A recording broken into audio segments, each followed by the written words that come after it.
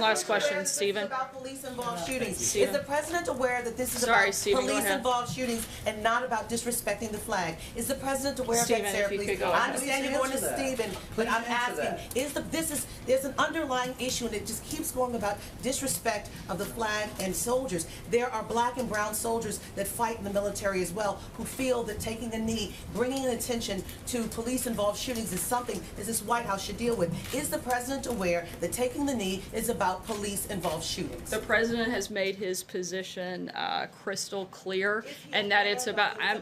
I let you rudely interrupt me and your colleague. I'm going to ask that you allow me to finish my answer. I would be happy to answer it if you would stop talking long enough to let me do that.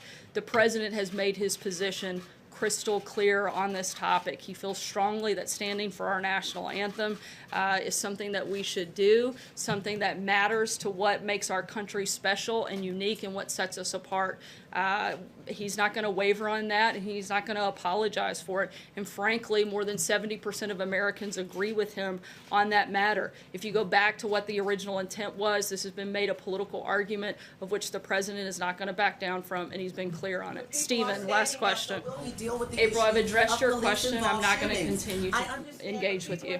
Stephen. The NFL is now telling people they have to stand. Will the president deal with the issue of police-involved shootings? I'm going to deal with the issue of addressing your colleague's question. But it's a real question. Can you take it to the president and come back to us with it? Stephen, go ahead. Always happy to yield to a colleague, but let me ask you about Scott Pruitt.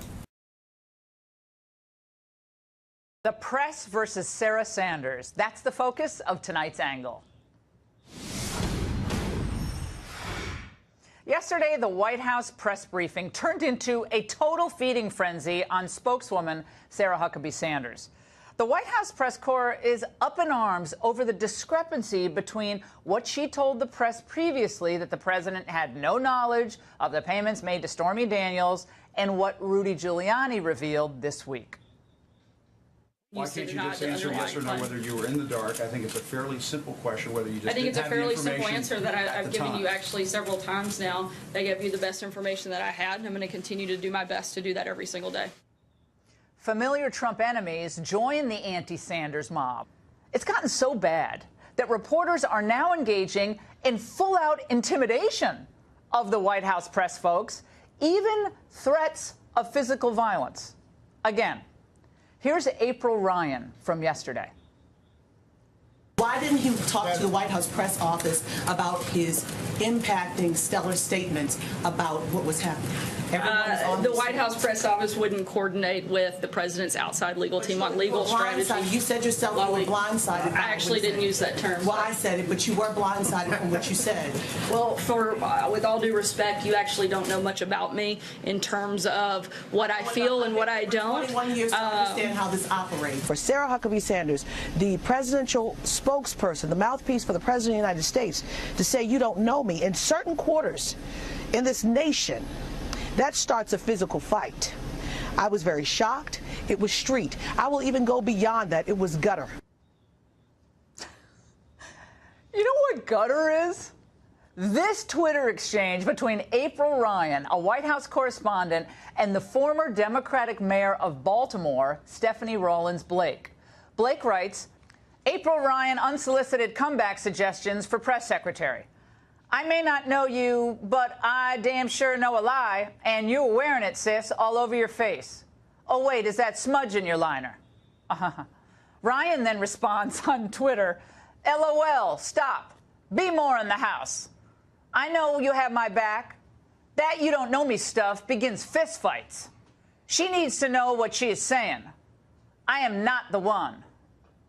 Blake then tweets back, I already took my earrings off and Vaseline in my purse. And you see the fist emoji there, and that's nice. Then April Ryan tweets back again. That's what I'm talking about. Take off that pretty ring to the, whatever she says, street fight, LOL. This is gutter. And a gutter in need of, well, a little editing, apparently, but it's Twitter. But can you imagine if someone on this network started taking off their earrings, can I take mine off, and said, take off your pretty ring and let's have a street fight with our political opponents? It would be instant Armageddon. You know what they would do. They would say we were what? inciting violence. So they said the other night about Ben Shapiro, right? He was inciting violence because he tweeted something. But these journalists feel protected and free to threaten and slander members of the Trump administration with abandon. Their shared hatred of the president and those he represents unites them no matter what they do or say, and they think they can do it with impunity. Ms. Ryan has a history of these aggressive tactics. Remember, she was the journalist who hazed Sanders last Thanksgiving, suggesting that she didn't really bake that pecan pie that she tweeted a picture out of. And she also regularly engaged in inflammatory encounters with the former press spokesman, Sean Spicer. I'm putting my earrings back in. I appreciate your agenda here, but the reality is, oh, no, hold on. No, at some point, report the facts. The facts are that every single person who has been briefed on this subject has come away with the same conclusion. Republican, Democrat, so I'm sorry that disgusts you. You're shaking your head. It seems like you're hell-bent on trying to make sure that whatever image you want to tell about this White House stays. Well, truth be told, April Ryan's been tough on some Democrat press spokesmen over the years as well. But here is the reality. Journalists are our representatives in the halls of power. And their job is to ask substantive questions and get real answers. They're not there to be perpetual critics or naysayers with a recurring role or partisan bullies. If you want to raise your profile by staging viral confrontations with public figures, do it on your own time. Get a podcast or be a regular pundit on MSNBC. But if you want to be a journalist and prattle on about credibility, why don't you start by trying to restore your own? And keep those rings in your purse and the Vaseline, put that away. People just aren't good writers either. Well, these people are going to lecture us about credibility, the press? Consider the sources, as Brian Stetler might say. Or actually, didn't Howie Kurtz is the one who first said that. Are these reliable sources? For the most part, the White House press pool has become a pack of lupine, look it up, commentators, and they're activists masquerading as journalists. Just listen to this. She can be mad at what I say right now. Tough. No. I'm a reporter who's going to continue to ask questions, and there was nothing wrong with that question. And I wish I could install a BS meter inside the White House briefing room. Unfortunately, I think it would be going off all the time. And it would be hard to hear the press secretary attempt to tell the truth on a daily basis. I actually really like Sarah. I think she's very resourceful. Like, she burns facts, and then she uses that ash to create a perfect smoky eye. I literally had to turn my volume down on that last little bit. Well, the effort to demean and drive out Sanders and send her out packing from her job is part of the politics of personal destruction in this town, Washington, D.C. Anyone who works for the president is a target because the resistance wants to thin the ranks of those in the administration and advance a narrative of internal division and chaos. And at the same time, Sarah Sanders, she's in a very difficult position. And she has to look out for her own credibility as well. She was given scant information, and she repeated what she was told. And I think she did it in good faith. Frankly, all questions about this investigation should have been referred to the president's legal team, period. Trump needs a legal spokesperson, which he doesn't have at this point. Issues pertaining to an ongoing investigation should not be addressed by the White House press spokesperson. And despite the chiding by Jim Acosta, Sanders can't be brought on these legal discussions without, of course, becoming a witness herself. There's no privilege, and she should get herself in any type of legal pickle. She doesn't want that. So it is right for the legal team to have kept Sarah Sanders in the dark on these sensitive topics for her own protection. And this is why I've always warned against arguing your case in the press. It's tempting. I know you want to respond to everything, but it is too fraught with complications, and it's very easy to make a misstep. But that said, do not presume that these journalists are disengaged bystanders trying to keep it real. They have proudly, many of them, become hostile adversaries and the vanguard of the resistance. Kellyanne Conway is linked to the White House. She's standing in front of her right now. She's special counselor to the president. Good morning to you. Good morning. Good morning. Okay, Kellyanne, we want to ask you about April Ryan. She's that White House correspondent. Remember, months ago, she accused Sarah Huckabee Sanders of not really making that pecan pie. They've gone back and forth with different exchanges in the room behind you in the press briefing room. Yesterday, April Ryan was taunting the White House press secretary, Sarah Huckabee Sanders, accusing her of playing street politics. Listen to this and we'll get your reaction.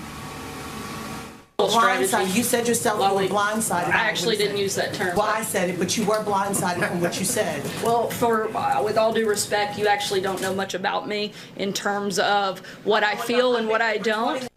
What it shows me is that she was feeling that she was in a vice. You know, of sorts. But she went straight to me to say something like, you know, you don't know me. In certain sectors of this nation, people understand what you don't know me means. It's very street, and it leads to a fight, a physical fight. So I'm not there to fight. I'm there to ask questions. Really? It's a street? In a vice of sorts? Yeah. And if you say you don't know me, that means you're going to get in a street fight? April approached me on Sunday at a post-White House Correspondents' Dinner event, and I won't disclose that conversation because I think she meant it to be private, but I will tell you that we try to engage with each other as you know, women to women, people to people. Everybody knows that there's a person behind the positions here. I'm counselor to the president. They're in the White House press corps, for example. But people like to have conversations about your family, about your hobbies, things other than. But you know, April is one of many people who approached me, if not Sarah, after that dinner on Saturday night and was not pleased with what had happened at that dinner. And I'm going to leave it at that. The reason I mention that at all is I prefer when these conversations are about information, not confrontation. And I have to pick up for my colleague Sarah Sanders there. Folks, you don't know us, and that's not anything other than a pedestrian term of you don't know us, and you should think about, I think everybody should think about the difference between trying to go viral and start an argument and trying to get information. Your job is to get information, not confrontation. Right. And I'll tell you, this has nothing to do with April Ryan. I'm making a more general statement here. Indeed. A lot of the folks who dish it out really can't take it. That was my point in a Sunday show a couple weeks ago. Right. Be careful if you would be very thin-skinned on the receiving end and the kind of stuff that is on our shoulders like boulders every single day here. Let's dial down the temperature a little bit in the furtherance of information. Sarah goes to that podium every day that she briefs, and she is trying to provide information the best she possesses it and the best that she knows it at that moment. But things here move so fast that volume and velocity alone, and the press corps will tell you that. They've never seen, people who have worked in comms and press in Democratic and Republican administrations will tell you they've never seen anything like it. It is something. Just like every time you're on TV, that guy with the leaf blower comes up behind you. He's your friend. There aren't any leaves here, by the way. I just think he enjoys being with us. Hello. Yeah, can I just say... But how beautiful is the White House? Look at this. It looks beautiful. Well, why can't you do it during Outnumbered at noon? I'll be back. All right. Kellyanne, thank you very much for joining us. Take care. Have a great day, great weekend. You too. Thank you, God bless you, and God bless America.